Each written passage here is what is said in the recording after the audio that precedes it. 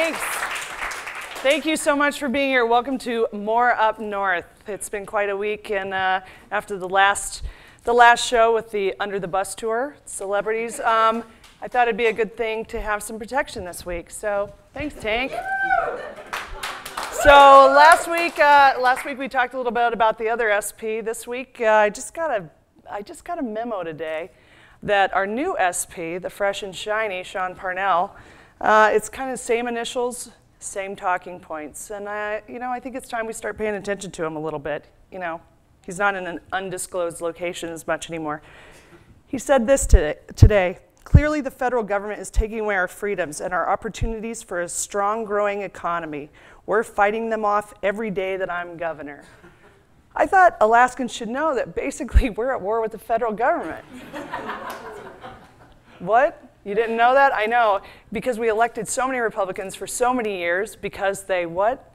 They brought back all that federal money. 18,000 Alaskans work for the federal government. I don't know if he's planning on getting them all fired this week or next week. I don't think that'll help us out much. So we've got a whole lot to pay attention to right now, and I just thought you might want to know what the new, shiny, fresh SP is up to. Our panel this week includes, well, Tank Jones, who's here. Rick Steiner is here, very exciting. Steve Heimel, the magnificent Steve Heimel, and Ethan Berkowitz. So stay tuned, we've got a whole lot more coming up.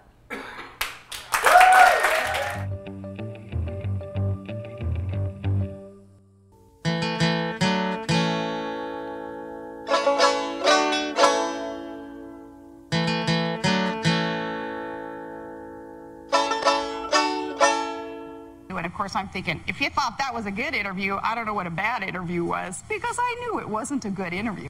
One final question about Levi. Will he be invited to Thanksgiving dinner?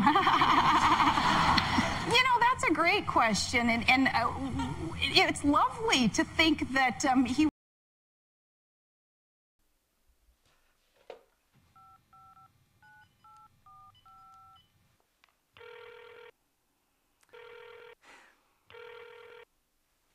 Hello.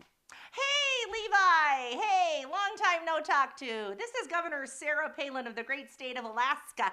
You might remember me. I'm Maverick. I'm Rogue. I'm planning on running for president in 2012. Anyway, I was fresh from the Oprah show, and I'm just feeling really good about the whole thing. I still got my bump it in. So I just wanted to ask you something. Can you hang on for just 1 second? Would you like to come to Thanksgiving dinner? Todd and God and I and all the kids would be so happy to have you. After all, we've already got one turkey, but what the heck, what's another one? So come on over. I mean, you're invited. You know that. You are, after all, my daughter's baby daddy. Oh yeah, and speaking of my daughter and being the baby's daddy, isn't it nice that now you've chose to use protection? That's a little too late, but anyway, I just wanted to invite you, little Mr. Porn Star, Ricky Hollywood, whatever you call yourself now there, Levi, to our Thanksgiving dinner. It's going to be really special. Todd and God and I are at one table, the kids are at another table, but for you, gosh, we've got a really, really, really special table for you, and bring your bodyguard and bring your lawyer. There's room enough for everybody, especially where we're going to seat you. There's even enough room for your ego. Happy Thanksgiving, Levi. We'll see you here.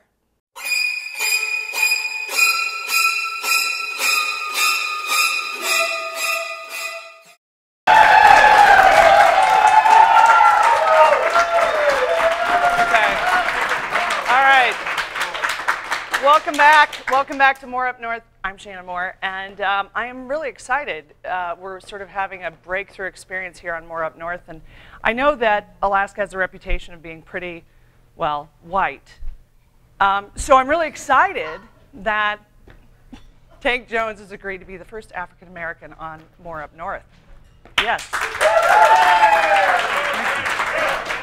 In fact, he asked, have you had other people on your show that look like me? And I said, no, we haven't. So anyway, I'm so excited he's here. Tank Jones, who's, he's been palling around with porn stars. Palling around. Yeah, so I want to know how that all worked out. How did you, okay, first of all, Levi Johnston, as we know, the most famous impregnator of a teenage girl ever. How did he find you? Because according to his Facebook page, he was a giant redneck, but yet he went out and found the 2 African-American best-dressed men in Alaska, you and Rex Butler. How did that all happen? Well, we represent his mom. Right. And his mom came to us and said, hey, can you help my son? He's getting all these requests to be on TV and be in the newspaper. And I was like, all right. I really didn't have any intentions on helping, but when you got a client, you say, all right. So that's what I did. So I met with him, and he said he didn't want to do any media. He didn't want to have nothing to do with anything. I said, fine. I mean, I was happy with the answer. And then probably 2 weeks later, he came back and said he wanted to do some things. He said because people were sleeping on his lawn, people was going through his trash, all kind of stuff. So yeah, not like just the regular No. Still a white trash out there going through. I'm sorry, that's a She line said from, that. that's I from didn't Ben say that. Stevens. That's not even like, So they're going through his stuff and they're harassing him. Yeah, and he was looking, young man, 19 years old, lost. I mean, he really didn't have, nobody that he could talk to that he felt that could help him. So I didn't know what I could do for him. I told him, I tell you what, if anybody wants to talk to you, tell them to contact Tank Jones. I can show you my phone. The front of it is broken because I threw my phone up against the wall because it rang so much. Seriously, there it is right there. Was that when I called you? No. No. But I was surprised of the amount of media requests for this young man. This young man is not used to speaking in public or talking to people. He's very shy and reserved.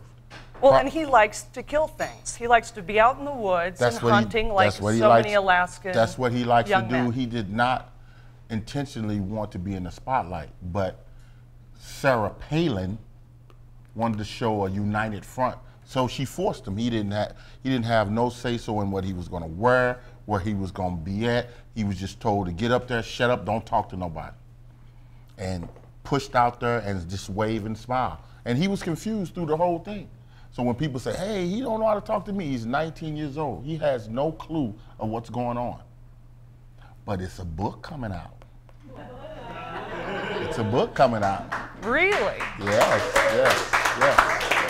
So does he talk about John Bitney's tie in there? No.